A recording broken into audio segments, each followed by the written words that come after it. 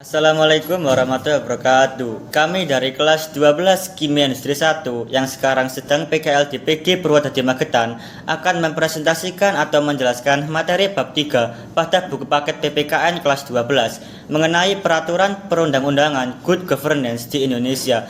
Sebelumnya, perkenalkan, nama saya Ahmad Ferry Kurniawan, nomor absen 5, dengan anggota kelompok saya yaitu Acila Sofi Primarsa absen 19, Citra Nurmaulidia absen 21, Dea Trihapsari absen 24, Elvina Amelia absen 29, Erika Yuwanita Pratama absen 31, dan Erza Fitriana Amadini absen 32.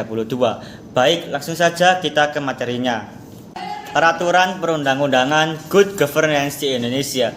Agar implementasi Good Governance atau pemerintahan yang baik dapat terlaksana, di Indonesia terdapat sejumlah peraturan perundang-undangan yang terkait, antara lain sebagai berikut. A. Ketetapan MPR RI nomor 11 MPR 1998 tentang penyelenggaraan negara yang bersih, bebas korupsi dan nepotisme. Berikut beberapa pasal TAP MPR RI nomor 11 MPR 1998 yang mendorong terciptanya pemerintahan yang baik. Pasal 2 yang berbunyi 1.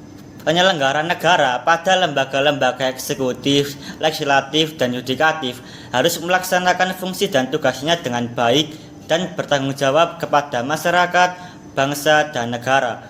2. Untuk menjalankan fungsi dan tugasnya tersebut, penyelenggara negara harus jujur, adil, terbuka, dan terpercaya, serta mampu membebaskan diri dari praktik korupsi, kolusi, dan nepotisme. Pasal 3 ayat 1 yang berbunyi, untuk menghindarkan praktik-praktik korupsi, kolusi, dan nepotisme, seseorang yang dipercaya menjabat suatu jabatan dalam penyelenggaraan negara harus bersumpah sesuai dengan agamanya, harus mengumumkan dan bersedia diperiksa kekayaannya sebelum dan setelah menjabat. Pasal 3 ayat 2, pemeriksaan atas kekayaan sebagaimana dimaksud pada ayat 1 di atas dilakukan oleh suatu lembaga yang dibentuk oleh kepala negara yang keanggotaannya terdiri dari pemerintah dan masyarakat. Pasal 3 ayat 3, upaya pemberantasan tindak pidana korupsi dilakukan secara tegas dengan melaksanakan secara konsisten Undang-Undang Tindak Pidana Korupsi. Pasal 4 yang berbunyi, upaya pemberantasan korupsi, kolusi, dan nepotisme harus dilakukan secara tegas terhadap siapapun juga, baik pejabat negara, mantan pejabat negara, keluarga, dan kroninya, maupun pihak swasta atau konglomerat, termasuk mantan presiden. B. Undang-Undang RI Nomor 28 Tahun 1999 tentang penyelenggaraan negara yang bersih dan bebas dari korupsi, kolusi, dan nepotisme. Dalam undang-undang tersebut disebutkan bahwa asas-asas umum penyelenggaraan negara yang baik meliputi asas kepastian hukum, asas tertib penyelenggaraan negara, asas kepentingan umum, asas keterbukaan, asas proporsionalitas, asas profesionalitas, dan juga asas akuntabilitas. C. Undang-Undang Nomor 32 Tahun 2004 tentang pemerintah daerah, dalam pasal 20 ayat 1. Undang-undang tersebut tertulis bahwa penyelenggaraan pemerintahan berpedoman pada asas umum penyelenggaraan negara yang terdiri atas asas kepastian hukum, asas tertib penyelenggaraan negara, asas kepentingan umum, asas keterbukaan, asas proporsionalis, asas profesionalitas, asas akuntabilitas, asas efisiensi, dan juga asas efektivitas. Undang-Undang Nomor 10 Tahun 2004 tentang pembentukan peraturan perundang-undangan, dalam pasal 6 Undang-Undang Nomor 10 Tahun 2004 diatur mengenai good governance di bidang legislasi, yaitu materi muatan peraturan perundang-undangan mengatur asas-asas sebagai berikut. Yang pertama, asas pengayoman, yaitu setiap peraturan perundang-undangan harus berfungsi memberikan perlindungan dalam rangka menciptakan ketentraman masyarakat.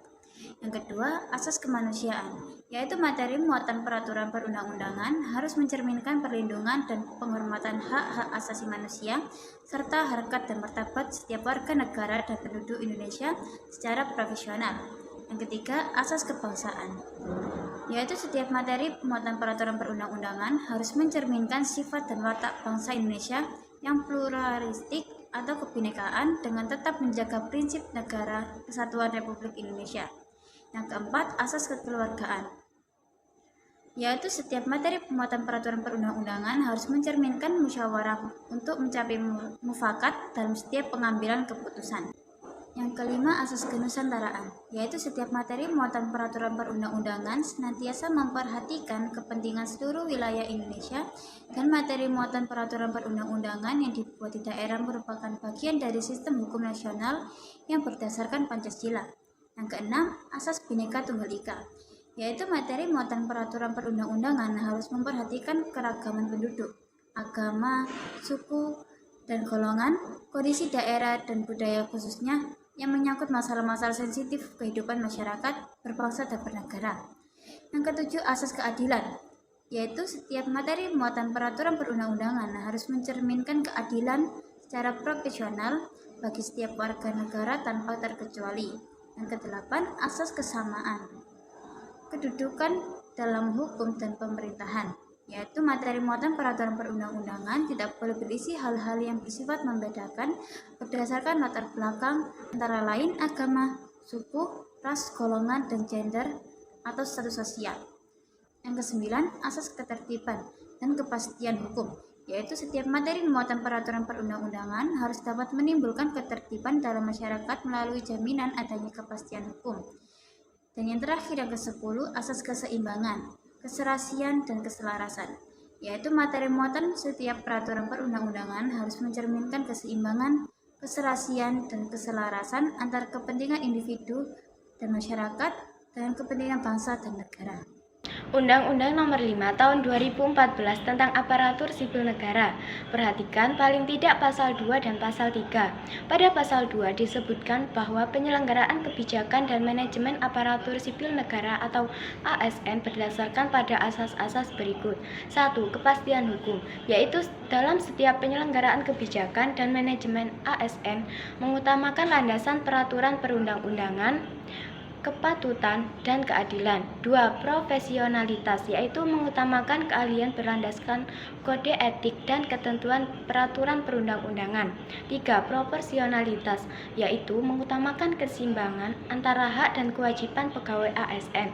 4. Keterpaduan, yaitu pengelolaan pegawai ASN didasarkan pada satu sistem pengelolaan yang terpadu secara nasional.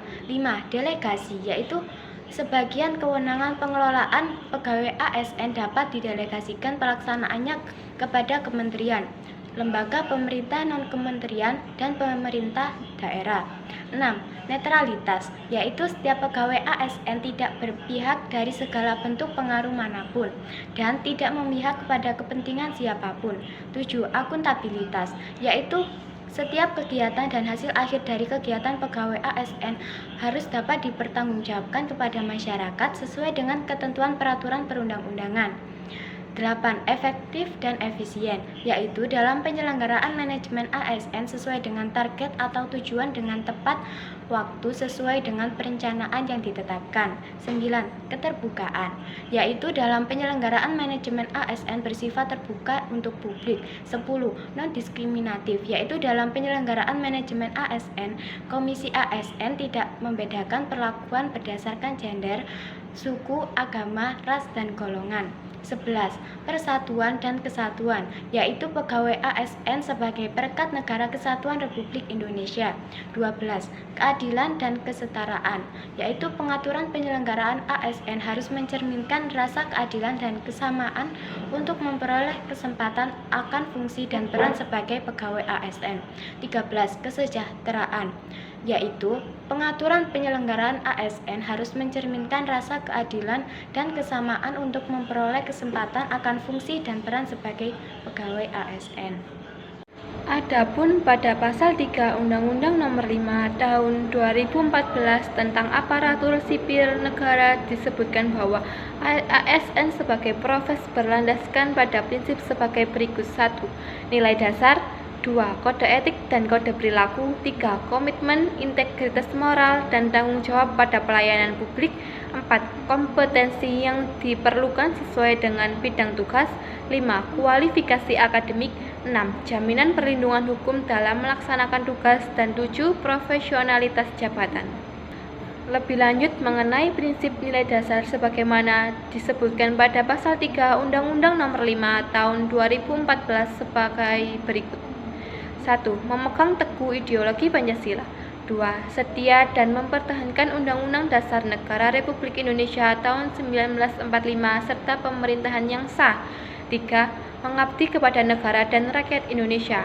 4. Menjalankan tugas secara profesional dan tidak berpihak. 5. Membuat keputusan berdasarkan prinsip keahlian. 6. Menciptakan lingkungan kerja yang non-diskriminatif. 7.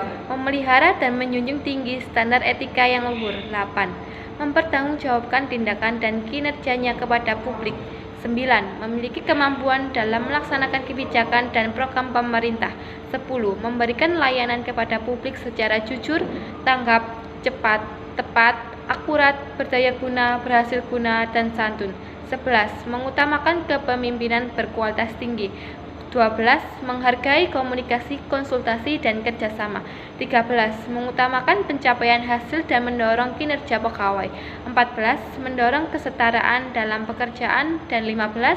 Meningkatkan efektivitas sistem pemerintahan yang demokratis sebagai perangkat sistem karir. F. Upaya pelayanan publik yang baik telah ditetapkan dengan berlakunya Undang-Undang Nomor 25 Tahun 2009 tentang Pelayanan Publik dan Undang-Undang Nomor 14 Tahun 2008 tentang Keterbukaan Informasi Publik.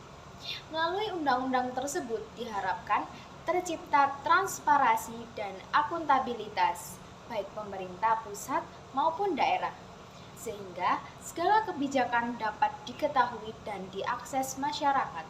Pemberlakuan undang-undang tersebut diharapkan mendorong terciptanya good governance dalam pelayanan publik, termasuk pelaksanaan anggaran belanja pemerintah pusat dan daerah.